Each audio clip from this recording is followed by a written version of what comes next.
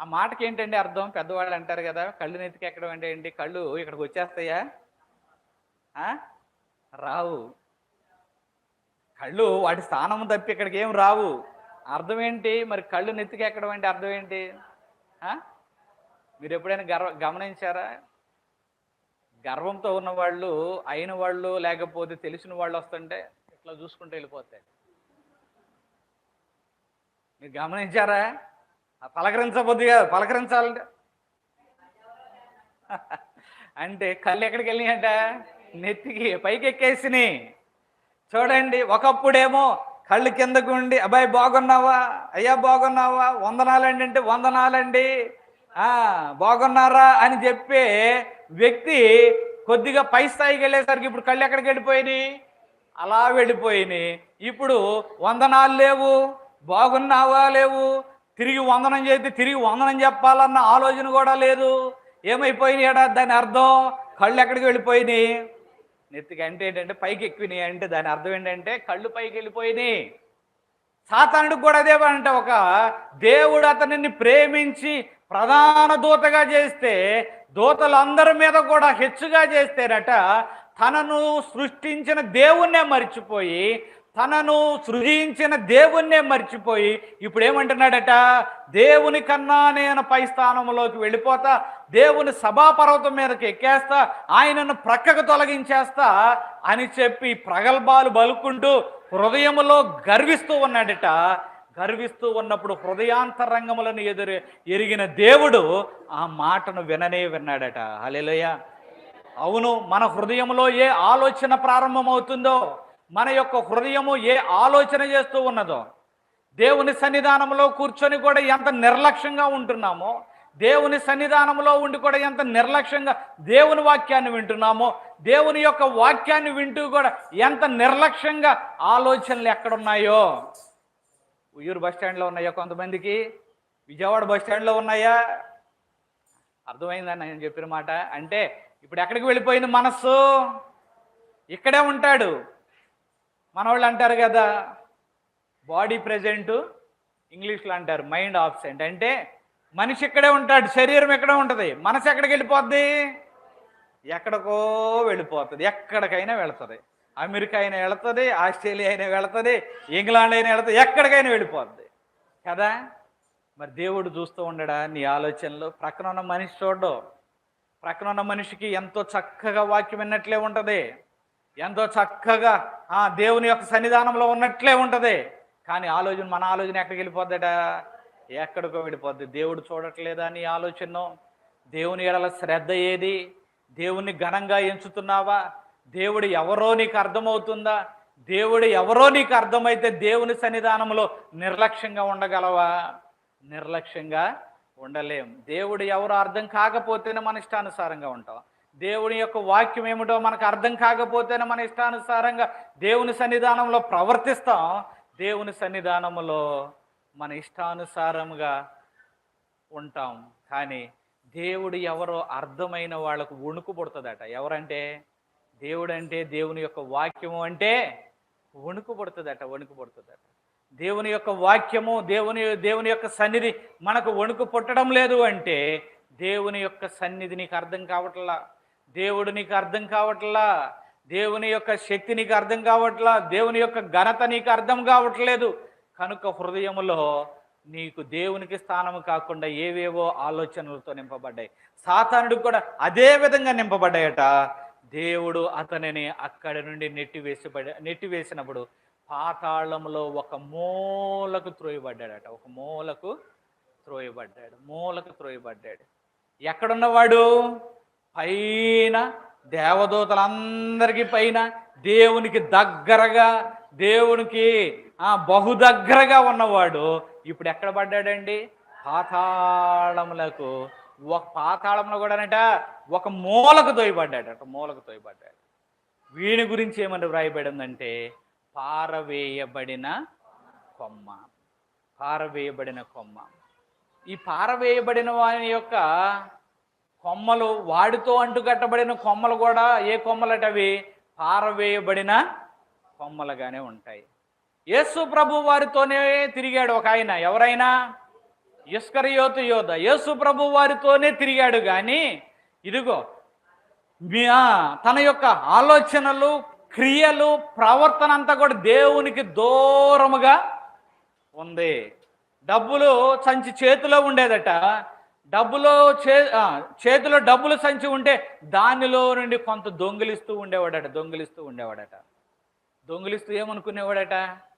దేవుని పని చేస్తున్నాను కండి, అవునా?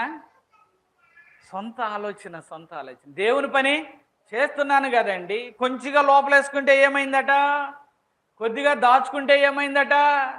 దాచుకొని కొనుక్కుంటే ఏమైందట? దాచుకొని పొలాలను కొనుక్కుంటే ఏమైందట? లేకపోతే దాచుకుంటే ఏమైందట? యేసు ప్రభు వారు వెళ్ళిపోతాను అంటున్నాడు కదా, ఆయన వెళ్ళిపోతే రేపు నా భవిష్యత్తు ఏమిటట అని చెప్పి దొంగిలించేవాడిగా ఉన్నాడు ఇస్కరియోతు యోధ. ఇదిగో చివరకు అతని యొక్క చిన్న విధేయత పెద్ద విధేయతగా మారి యేసు ప్రభు వారిని ఏం చేశాడు? అమ్మి వేసే స్థాయికి వెళ్ళిపోయాడు. యేసు ప్రభు వారినే అమ్మి వేశాడండి. 30 వెండి నాణ్యాలకు నిర్దాక్షిణ్యంగా యేసు ప్రభు వారిని అమ్మేశాడు. ప్రభు వారు కావాలనుకుంటే ఇచ్చేవాడు కాదంటారా? ఇచ్చేవాడే. లేకపోతే ప్రభు వారిని అడిగితే సహాయం చేసేవాడు కాదంటారా? సహాయం చేసేవాడే. లేకపోతే ప్రభు ఎప్పుడు కూడా ఏమని చెబుతున్నాడు? అయ్యా మీరు పేతురుతో అంటాడండి 19వ అధ్యాయంలో, ఇదిగో మీరు సమస్తమును వదిలిపెట్టి వచ్చారు కాబట్టి రేపు 12 సింహాసనాల మీద నాతో పాటు సింహాసనాసీనులై ఇజ్రాయేలు 12 గోత్రముల వారికి మీరు తీర్పు తీరుస్తాడు అంటాడు కదా. 19వ అధ్యాయం 22 లేకపోతే 25 వచనాల్లో కనిపిస్తాయి ఆ మాటలు. అదిగో ఇప్పుడు యేసు ప్రభు వారు మీరు సింహాసనాసీనులై 12 గోత్రాల వారికి తీర్పు తీరుస్తారు అని చెప్పాడు. అది నిజంగా గ్రహించిన వాడైతే ఒక 30 వెండి నాణ్యాలకు యేసు ప్రభు వారు నమ్ముకుంటాడా? చెప్పండి. యేసు ప్రభు వారు చెప్పే మాటలు నమ్మలేదండి ఇస్కరియోతు యోధ. అసలు ఇస్కరియోతు యోధ నమ్మినట్లయితే అయ్యయ్యో ఈ 30 వెండి నాణ్యాలకు ఇదిగో తరతరాలు ఉండి ఆ సింహాసనాన్ని నేను ఎట్లా పోగొట్టుకుంటాను అని ఆలోచన చేసేవాడు. కానీ ఇక్కడ ఇస్కరియోతు యోధాకి ప్రభు చెప్పే మాటలు ఏమి ఎక్కట్లా. ప్రక్కనే ఉన్నాడు కానీ ఎంతసేపు తన ఆలోచన ధోరణ తనదే కానీ దేవుని మాటలు ఏ మాత్రం కూడా మనసును పట్టుకోలా. చాలామంది వాక్యాన్ని వింటున్నట్టే ఉంటారు కానీ వింటున్నాము అన్నట్లే ఉంటారు కానీ దేవుని యొక్క వాక్యమునకు విలువనివ్వరు. దేవుడు ఎవరో గ్రహించరు. దేవుని యొక్క సన్నిధానము ఎలాంటిదో గ్రహించక లోక ఆశలకే పరిగెత్తుతూ ఉంటారు. లోకంలో ఏదైనా చిన్న పని ఉందంటే దేవుని యొక్క పనిని ప్రక్కన పెట్టేసేవాళ్ళుగానే ఉంటారు. ఎందుకంటే దేవుని యొక్క సన్నిధి విలువ తెలియలేదు. ఇస్కరియోతు యోధాకు అలాగే తెలియలేదు. ఇస్కరియోతు యోధ అనట అపోస్తుల కార్యములో 1వ అధ్యాయం 18వ వచనం 19వ వచనం చదువుదాం రండి. ఇస్కరియోతు యోధ గురించి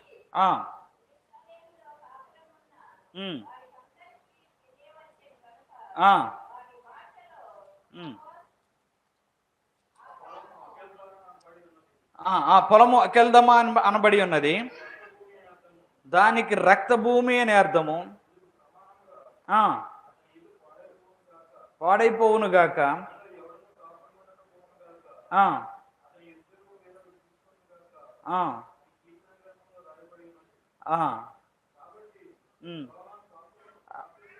ఒక్క నిమిషం అండి, 18వ వచనం కూడా ఒకసారి చదువుతారా? ఈ యోధ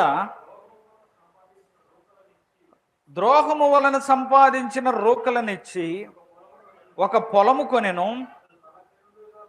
అతడు తలక్రిందుగా పడి నడిమికి బ్రద్దలైనందున అతని ప్రేగులన్నీ బయటకు వచ్చాను. చాలండి. ఇతడు ఇస్కరియోతు యోధాను గురించి వ్రాయబడి ఉన్నది. ఇతడట పొలమును కొనుక్కుందాం అనుకున్నాడట. ద్రోహము వలన సంపాదించిన రోకలనిచ్చి ఒక పొలమును కొనెను. అతడు తలక్రిందుగా నడిమికి బద్దలైనందున అతడి పేగులన్నీ బయటకు వచ్చెను. ఆ పొలం కొన్న దానికేమో అకెల్దమా అనబడి ఉన్నది, దానికి రక్తభూమి అని అర్థము. దేవుణ్ణి వదిలిపెట్టి ఏదో సంపాదిద్దాం అనుకున్నాడు. దేవుణ్ణి వదిలిపెట్టుకొని ఏదో సుఖపడదాం అనుకున్నాడు. దేవుణ్ణి వదిలిపెట్టుకొని ఏదో లాభం పొందుకుందాం అనుకున్నాడు. దేవుణ్ణి వదిలిపెట్టి ఏదేదో చేద్దామని భవిష్యత్తును గూర్చి ఏవేవో ప్రణాళికలు చేసుకున్నాడు. కానీ ప్రణాళికలు చేసుకొని ఆ భవిష్యత్తును నిర్మించుకోవడానికి, చాలా జాగ్రత్తగా వినండి, ఆ భవిష్యత్తును నిర్మించుకోవడానికి ప్రభువును అమ్మివేశాడు. అమ్మివేసి వచ్చిన డబ్బులతో భవిష్యత్తును బంగారు బాటగా మార్చుకుందాం అనుకున్నాడు. కానీ బంగారు బాటగా మారిందా భవిష్యత్తు? మారలా. భ్రష్టత్వంలోనికి వెళ్ళిపోయి చివరకు ఉరి పెట్టుకొని చనిపోయి పడి నడిమికి బ్రద్దలైపోయి ప్రేగులు కూడా బయటకు వచ్చాయి. అందుకని ఒక దైవజనుడు అంటాడు, భవిష్యత్తు మన చేతుల్లో లేదు, భవిష్యత్తు ఎవరి చేతుల్లో ఉంది? దేవుని చేతుల్లో ఉంది. భవిష్యత్తునిచ్చే దేవుణ్ణి వదిలిపెట్టేస్తున్నారు చాలామంది అంటాడు. ఏమిటట? భవిష్యత్తునిచ్చే దేవుణ్ణి వదిలిపెట్టి భవిష్యత్తు అని పరిగెత్తుతున్నారు అంటాడు. భవిష్యత్తు ఎవరి చేతుల్లో లేదు? మన చేతుల్లో లేదు, దేవుని చేతుల్లో ఉంది. భవిష్యత్తునిచ్చే దేవుణ్ణి వదిలిపెట్టి భవిష్యత్తు అని పరుగులెత్తుతున్నారు అని ఒక దైవజనుడు అంటాడు. నిజమే, భవిష్యత్తు అని చెప్పి పరుగులెత్తుతూ ఉన్నావు. కానీ ఇదిగో దేవుని యొక్క కృప నీకు తోడుగా లేకపోయినట్లయితే నీవు ఎన్ని ప్రణాళికలు చేసుకున్నా, ఎంత భవిష్యత్తును నీవు నిర్మించుకోవాలని చెప్పి కలలు కన్నా దేవునికి దూరం అయితే పారవేయబడిన కొమ్మలాగానే ఉంటావు. అందుకని ప్రభు ఏమన్నాడండి? నాకు వేరుగా ఉండి మీరు ఏమీ చేయలేరు. వేరుగా ఉండి ఏమీ చేయలేరు. మరి ఇస్కరియోతు యోధ అలాగే వేరైపోయాడు. వేరైపోయి ఏమైనా చేయగలిగాడా అంటే ఏమీ చేయలేకపోయాడు. చివరికి ఏమైపోయాడట? తన జీవితాన్నే ముగించుకున్నాడు. ముగించుకొని నడిమికి బ్రద్దలైపోయాడు. పడినప్పుడు నడిమికి బ్రద్దలైపోయాడు. చాలా జాగ్రత్త అండి. దేవునికి దూరం కాకూడదు.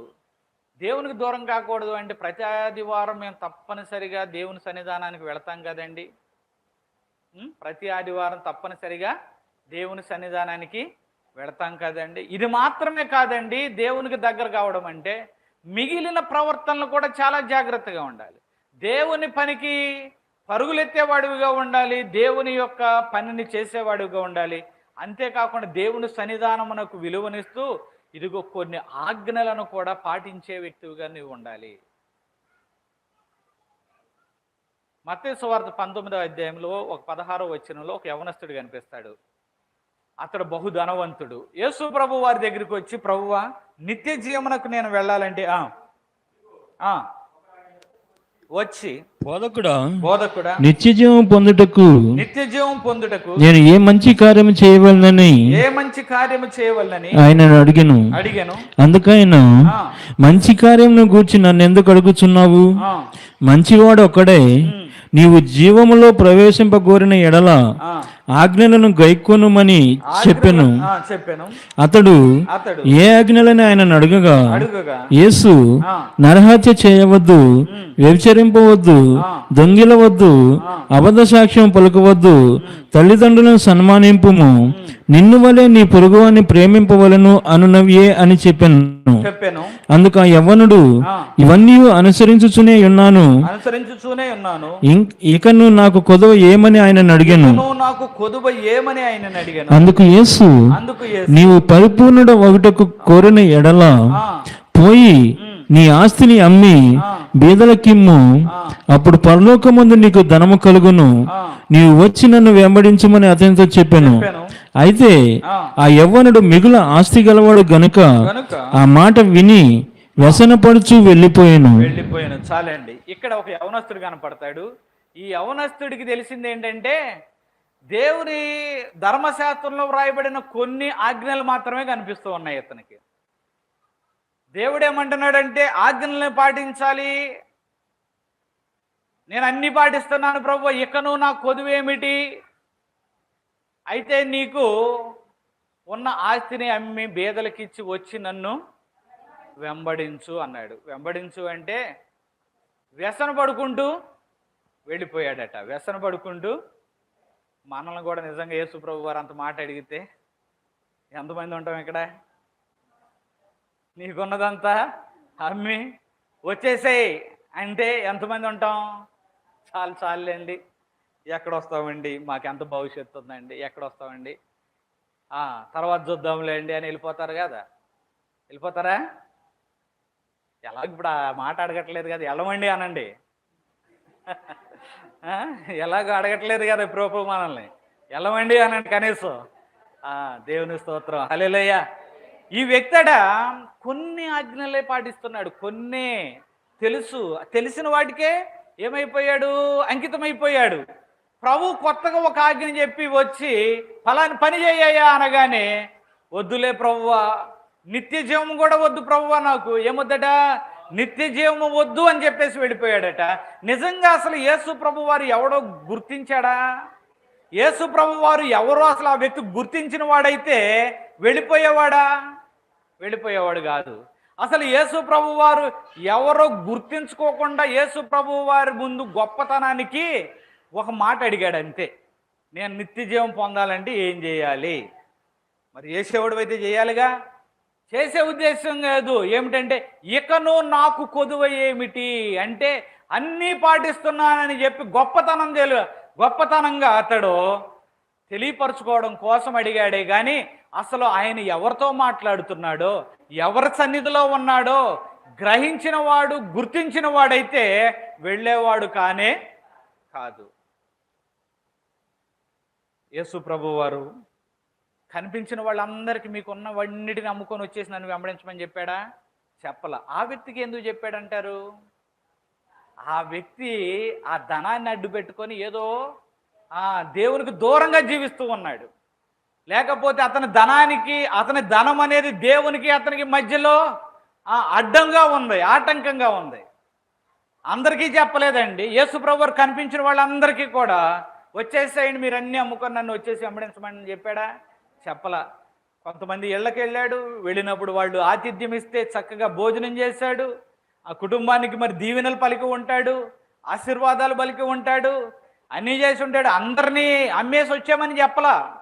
ప్రభు విధానం అది కాదు. కానీ ఆ వ్యక్తికి ఎందుకు చెప్పాడంటే, అతనికి దేవునికి ఆ ఆస్తి అడ్డముగా ఉండి అతడు ఏదో పాపములో బహుశా జీవిస్తూ ఉన్నాడు. కనుకనే ఈ పాపాన్ని కప్పిపెట్టుకోవడం కోసం అందరి ముందుకు వచ్చేమని అడుగుతున్నాడంటే, ప్రభువా నిత్య జీవం పొందుకోవాలంటే నేనేం చేయాలి? ఈ ఆజ్ఞలు అన్నీ పాటిస్తున్నానయ్యా, ఇంకా నాకు కొదువేంటి? ఒక కొదువు ఉందయ్యా. నీ ఆస్తిని అడ్డం పెట్టుకోను, నీ యొక్క అధికారాన్ని అడ్డం పెట్టుకోను, లేక నీకు కలిగిన దేనినో అడ్డం పెట్టుకొని ఇంకా పాపంలో జీవిస్తూ ఉన్నావు, వచ్చేసే బయటికి అని ప్రభు చెప్పగానే తన పాపమును కానీ తన ఆస్తిని కానీ వదిలిపెట్టుకోవడానికి ఇష్టపడలేదు. కనుక మనకు కూడా కేవలము కొన్ని ఆజ్ఞలను పాటిస్తూ ఉంటే కాదండి, దేవునిలో పరిపూర్ణలము కావాలి అంటే దేవుని సన్నిధానంలో ఉండి ఆయన ఇంకా ఏమి నన్ను చేయమంటున్నాడు? నన్నెందుకు చేయమంటాడండి? నేను విశ్వాసనండి. సేవకులను అయితే చేయమంటాడు కానీ నన్నెందుకు చేయమంటాడండి? లేదండి. ప్రతి ఒక్క వ్యక్తికి కూడా మనము కనిపెట్టినట్లయితే ఒక బాధ్యతను అప్పగిస్తాడు. హల్లెలూయా. సువార్త చెప్పే బాధ్యతను అప్పగించవచ్చు, పరిచర్య చేసే బాధ్యతను అప్పగించవచ్చు, మరొక బాధ్యతను అప్పగించవచ్చు, ఏ పనినైనా అప్పగించవచ్చు, లేకపోతే నీ వారి కోసం ప్రార్థన చేసే బాధ్యతను అప్పగించవచ్చు. ఒక బాధ్యతను అప్పగిస్తాడు. కానీ ఇదిగో దేవుని యొక్క సన్నిధానానికి నేను వెళుతున్నా, అన్ని ఆజ్ఞలను పాటిస్తున్నా, ఇవి చాలులే అని అనుకోవడానికి వీలు లేదు. నీవు ఫలించేవాడివిగా ఉండాలంటే ఎలా ఉండాలట? దేవునికి దగ్గరగా జీవించేవాడివిగా ఉండాలి. ఇక్కడ ఇద్దరు వ్యక్తులను చూసుకున్నాము. మొదటి వ్యక్తి ఎవరండి? యోసేపు, ఫలించడి కొమ్మ. రెండవ వాడేమో సాతాను, పారవేయబడిన కొమ్మ. అలాగే వాడిని అనుసరించిన ఇస్కరియోత కూడా పారవేయబడ్డా లేదా? పారవేయబడ్డాడండి. ఎక్కడో పోయి వెళ్ళి ఉరిపెట్టుకొని చనిపోయి పొట్టలో ప్రేగులు కూడా బయటకు వచ్చే విధంగా చనిపోయాడు. ఇతడు పారవేయబడిన కొమ్మ, దేవుని యొక్క శిష్యులలో నుండి పారవేయబడిన కొమ్మ. 12 సింహాసనాలలో ఒక సింహాసనం మీద కూర్చోవలసిన గొప్ప ఘనతను పోగొట్టుకున్న భ్రష్టుడు. ఆ భ్రష్టత్వము. ఎందుకంటే లోకంలో ఉన్న దానికోసం పరుగెత్తి పరుగెత్తి పరుగెత్తి చివరికి ప్రభువునే అమ్ముకునే స్థాయికి చేరిపోయాడు. కనుక దేవునిలో మనం ఫలించాలి అంటే దేవునిలో కొనసాగాలి. ఆయనకు వేరే ఉండి మనము ఏమీ కూడా చేయలేము. చాలా జాగ్రత్త అండి. ఆదివారాలు మనకొని ఏమన్నా పనులు పెట్టుకుందాం అనుకుంటున్నారా? కొంతమంది ఆదివారం వేసుకొని షాప్ పెట్టుకుందాం అనుకుంటారు. కొంతమంది దేవుని సన్నిధానానికి వెళితే ఏం లాభం వస్తుంది? నాకు ఒక షాప్ పెట్టుకుందాం. దేవుని యొక్క సన్నిధానాన్ని వెళితే ఏం లాభం వస్తుంది? ఈ పని చేసుకుందాం. దేవుని సన్నిధానానికి వెళితే ఏం లాభం వస్తుంది? ఈ వ్యవసాయం చేసుకుందాం, ఈ పని చేసుకుందాం, ఏదో ఒకటి. సాతానుడు ఏం చేస్తాడంటే మనకు ఆశలు చూపిస్తూ ఉంటాడు. ఇస్కరియోతు యోధాకు చూపించినట్లుగా వాటిని జయించే వారిగా ఉండాలి. ఇదిగో యోసేపు వలె ఫలించడి కొమ్మలుగా ఉండాలి. హల్లెలూయా. కనుక ఈ 2 కొమ్మలను జ్ఞాపకం ఉంచుకోవాలి ఈ రోజున. ఏమిటట? మొదటి చెబుతారా?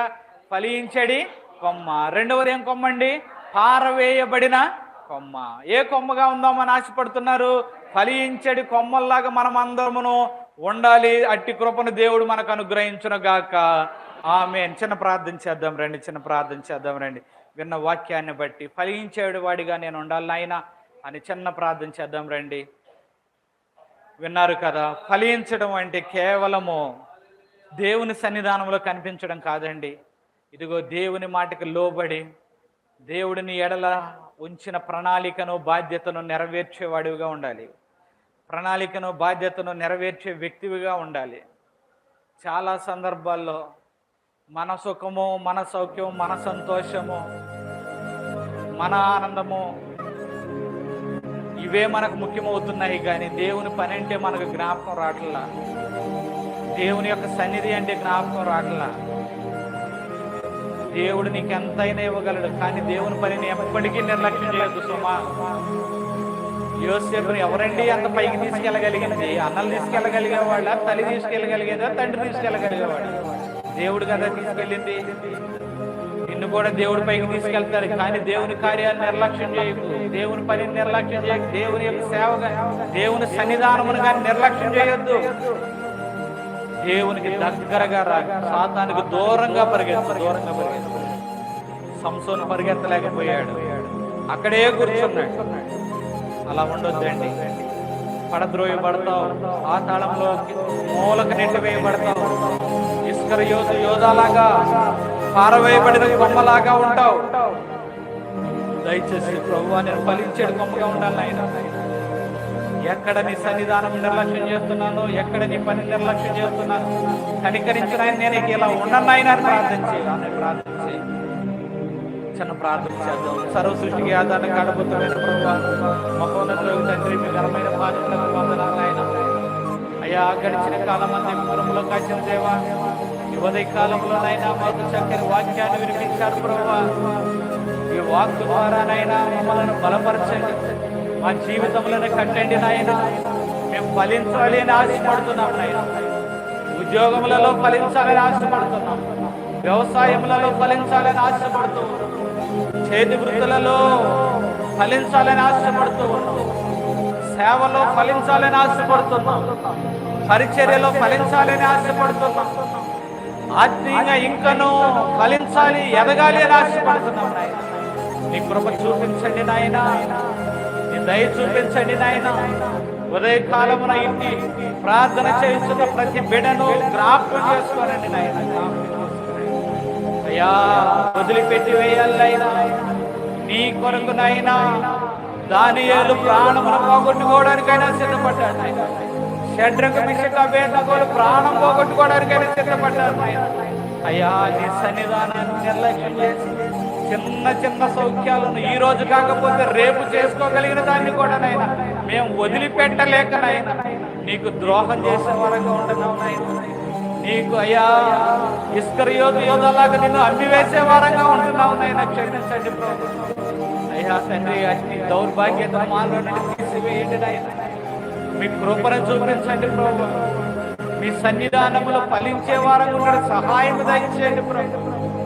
అయ్యా ప్రభువా, గోడలు దాటి ఫలించే వారముగా, సరిహద్దులు దాటి ఫలించే వారముగా ఉండడం సహాయం దయచేయండి ప్రభు. నీకు సాక్షులుగా ఉండే కృపను దయచేయండి ప్రభు. అయ్యా ఇంకా మేమేం చేయాలి, ఇంకా దేవుని కోసం ఏం చేయాలి, ఇట్టి మనసును మాకు దయచేయండి ప్రభు. ఇప్పటిదాకా చేసింది చాలులే, ఇగో దేవుని కొరకు చేసినది చాలులే అని సంతృప్తి పడిపోతున్నామేమో. కాదు నాయన, కాదు నాయన, ఇంకా ఏం చేయాలి అనేది మీ యొద్ద తెలుసుకొని దాని ప్రకారం జీవించే వారికి సహాయం దయచేయండి నాయన. మీ కృప చూపించండి, మీ కృప చూపించండి అయ్యా. ఈ ఉదయకాలంలో ఇట్టి మాటలు మన ప్రతి బిడ్డను నాయన వారి హృదయంలో ఈ మాటలను ముద్రించండి, ఫలింపచేయండి అయ్యా. తండ్రి 100 60 30 ఫలించడం సహాయం దయచేయండి.